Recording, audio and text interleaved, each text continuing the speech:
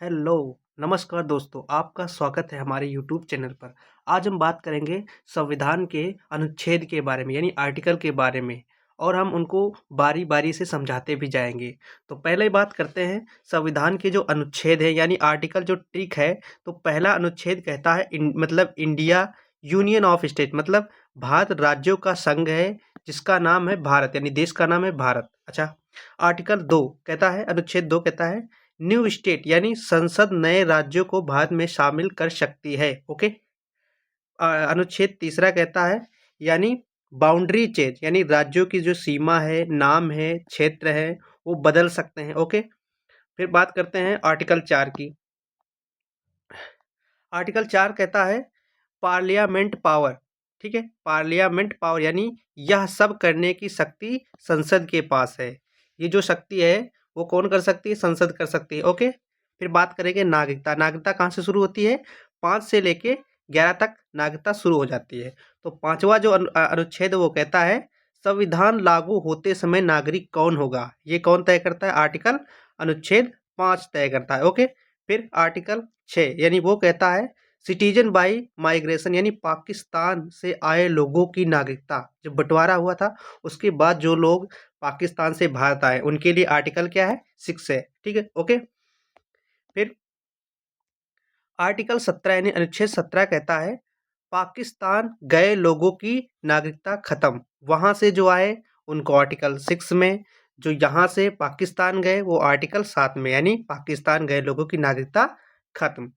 फिर अनुच्छेद 8 कहता है विदेश में रहने वाले भारतीय मूल के लोग, जो लोग भारत के हैं मूल वो विदेश में रह रहे हैं, ये अनुच्छेद 8 में आते हैं। फिर अनुच्छेद 9 कहता है सिंगल सिटीजनशिप यानी विदेशी नागरिकता लेने पर भारतीय खत्म। अगर कोई विदेश मतलब भारत का नागरिक है और विदेश में जाके अगर वो वहाँ का वो इस नागरिक बनता है तो जो यहाँ की भारत की जो उसकी नागरिकता है वो यहाँ से समाप्त हो जाएगी। ओके। फिर बात करते हैं आर्टिकल 10।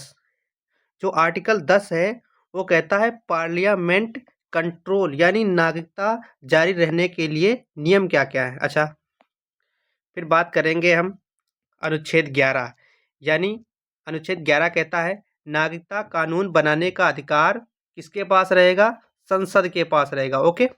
फिर हमारे आ जाते हैं जो राज्य और मौलिक अधिकार, ये कितने तक होते हैं? 12 से शुरुआत होती है इसकी। तो अनुच्छेद 12 कहता है राज्य किसे कहा जाएगा? राज्य देखो किसे कहा जाएगा, मतलब सरकार होगी, संसद होगी आदि। ओके।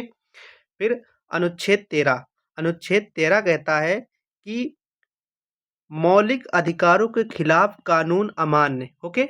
जो मौलिक अधिकार है उनके खिलाफ जो कानून है वो क्या है? अमान्य है। अच्छा, फिर समानता का अधिकार कहाँ से होता है? आर्टिकल 14 से लेकर 18 तक होता है। ओके। अब हम पढ़ेंगे अनुच्छेद 14। अनुच्छेद 14 कहता है कानून के सामने सभी बराबर।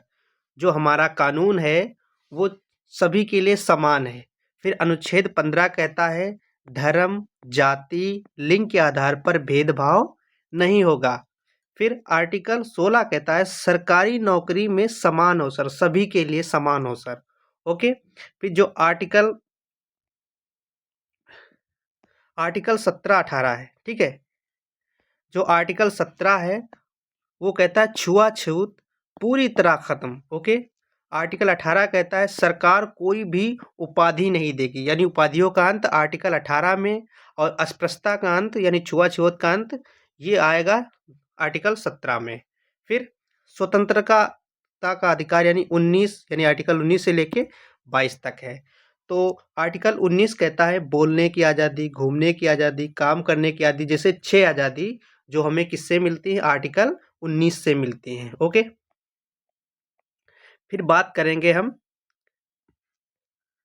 आर्टिकल 20 की यानी क्राइम प्रोटेक्शन यानी एक अपराध की 2 बार सजा नहीं, मतलब अगर किसी ने अपराध किया है तो उसको सजा एक ही बार मिलेगी, उसको बार बार सजा नहीं मिलेगी।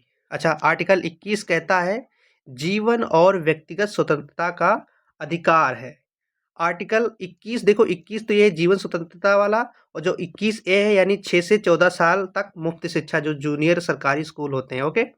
फिर आर्टिकल 22 आर्टिकल 22 कहता है अरेस्ट मतलब गिरफ्तारी के समय अधिकार, शोषण के विरुद्ध अधिकार। ओके, फिर हम बात करेंगे आर्टिकल 23। आर्टिकल 23 जो है वो क्या कहता है, ह्यूमन। ओके, आर्टिकल 23 की तरफ हम जाएंगे और थोड़ा इसको यहाँ पे लाते हैं। ओके, तो आर्टिकल जो 19 है वो कहता है मानव तस्करी और जबरन मजदूरी बंद, यानी मानव जो तस्करी होती है और जो जबरन मजदूरी होती है वो बंद होगी। ओके, ये आर्टिकल कहता है हमारा 23। आर्टिकल 24 कहता है जो बाल श्रम वाला होता है 14 साल से कम उम्र के खतरनाक काम बंद, यानी जो छोटे बच्चे होते हैं अगर वो 14 साल से कम है, अगर उनको फैक्ट्री लाइन में जाता है तो ये चिल्ड लेबर बैन में अनुच्छेद 14 में आएगा। ओके, फिर धार्मिक स्वतंत्रता की बात करते हैं। ये आता है धार्मिक स्वतंत्रता आता है आर्टिकल 25 से लेकर आर्टिकल 28 तक। 25 कहता है, आर्टिकल 25 कहता है किसी भी धर्म को मानने की आज़ादी। ओके, आर्टिकल 26 कहता है धार्मिक संस्थाओं का प्रबंधन अधिकार। ओके, अब बात हम करेंगे आर्टिकल 27 की, यानी धर्म के लिए टैक्स नहीं, मतलब अगर आप किसी भी धर्म के हो तो उसके आधार पर आपको टैक्स जो है नहीं देना पड़ेगा। ये कहता है हमारा आर्टिकल 27। अब आर्टिकल 28 की बात करते हैं। ये कहता है सरकारी स्कूल में धार्मिक शिक्षा नहीं। जो हमारा देश है वो क्या है, धर्मनिरपेक्ष यानी सेकुलर है, तो वहाँ पे किसी भी धार्मिक शिक्षा नहीं दी जाएगी। अब बात करते हैं सांस्कृतिक आधार। ओके, आगे बढ़ते हैं हम। फिर है आर्टिकल 29। 29 कहता है कल्चर प्रोटेक्शन, यानी भाषा और संस्कृति की सुरक्षा। ये किस में आती है, आर्टिकल 29 में आती है। अच्छा, आर्टिकल 30 कहता है माइनॉरिटी राइट मतलब अल्पसंख्यक को संस्था खोलने का अधिकार है, जो पिछड़े वर्ग में आते हैं, ओबीसी में आते हैं। ओके, ये जो संवैधानिक उपचार हैं वो कहता है आर्टिकल 32 कहता है अधिकारों के लिए सीधे क्या है, सुप्रीम कोर्ट है। अच्छा, अगर आपको लगता है कि मेरी नहीं सुनी जा रही तो आप सुप्रीम कोर्ट जा सकते हो, ये कहता है आर्टिकल 32। ओके, अब बात करेंगे हम आर्टिकल 36 की। देखो ये क्या कहता है, नीति निर्देशक सिद्धांत की यहाँ से शुरुआत। ओके, आर्टिकल 37 कहता है अदालत में लागू नहीं पर जरूरी है। ओके, आर्टिकल 38 कहता है सरकार जनता की भलाई करेगी। अब आर्टिकल 39 जो अनुच्छेद है वो कहता है न्याय और आजीविका में समानता होगी। ओके, अब फिर जो आर्टिकल 29A है, 29A कहता है कि गरीबों को मुफ्त में कानूनी मदद। अच्छा, जो मतलब बिल्कुल गरीब है उनको कानूनी मदद मिल सकती है। अच्छा, जो आर्टिकल 40 वो कहता है ग्राम पंचायत की स्थापना। आर्टिकल 41 कहता है काम हो, शिक्षा हो, सहायता हो का यहाँ पे प्रयास, यानी राइट टू वर्क, ये 41 आर्टिकल्स में आया। अच्छा, आर्टिकल 42 कहता है, इसके पढ़ते हैं। जो आर्टिकल 42 है वो कहता है काम की अच्छी स्थिति। ओके, आर्टिकल 23 है कहता है मजदूरों को सम्मानजनक वेतन, जो लेबर होते हैं उनको सम्मानजनक वेतन मिलना चाहिए, ये आर्टिकल 23 कहता है। अच्छा, अब आर्टिकल जो 23A है मतलब 43A है वो कहता है मजदूरों की भागीदारी।